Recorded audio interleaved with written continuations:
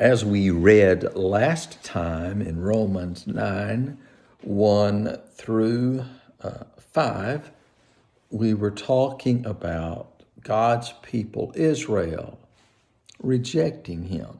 Now we start in verse 6. But it is not as though the word of God has failed. Just because the Israel nation, most of them, did not receive Jesus as Messiah, doesn't mean that the word of God has not been successful.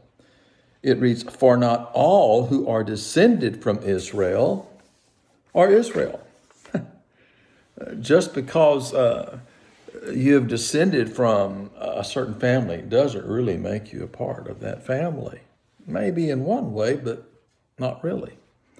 Verse 7, "Neither are they all children, because they are Abraham's descendants. On the contrary, in Isaac your seed will be called." You see, verse 7 says, "Some are not of Abraham's seed, but are considered of Isaac's seed. Not of Abraham's family, but of Isaac's family." Verse 8, "That is, it is not the children by physical descent who are God's children, but the children of the promise are considered seed." Okay, just physically descending doesn't make me a part of his family. No, I've got to be part of that spiritual family, that spiritual descending, not just physically, but spiritually, buying into his promise, taking him as who he is. That's what it's talking about. So verse 9, "For this is the statement of the promise. At this time I will come, and Sarah will have a son." That was the statement made that Abraham's wife Sarah would have this child, and of them the seed would come, the descendants. Verse 10, "And not only that, but also when Rebekah became pregnant by Isaac our forefather, she also was going to have children." Verse 11, "For though they had not been born yet, or done anything good or bad, so that God's purpose according to election might would hold true." Okay, it's going to be as God said it would be. Verse 12, "Not from works, but from the one who calls," she was told. "The older will serve the younger. As it is written, Jacob I have loved, but Esau I have hated."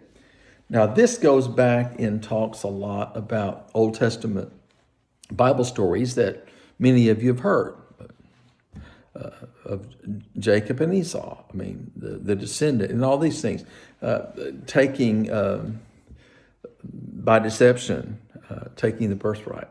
God's going to accomplish his purpose. And just because I was born to my mother and father, if I don't live up according to their plan, if I don't live according to their design for me, in many ways I'm not theirs. Same thing. Jesus had a plan. God had a plan. Jesus, the Messiah, was going to come of Abraham's seed. But everybody that's in that line did not receive Jesus as Messiah. So that means just because I'm born physically doesn't mean I'm assured of being a part of that family. It is a spiritual birth that must take place. It is a spiritual acceptance of who Christ is. That's why the Jewish nation, many have not received him.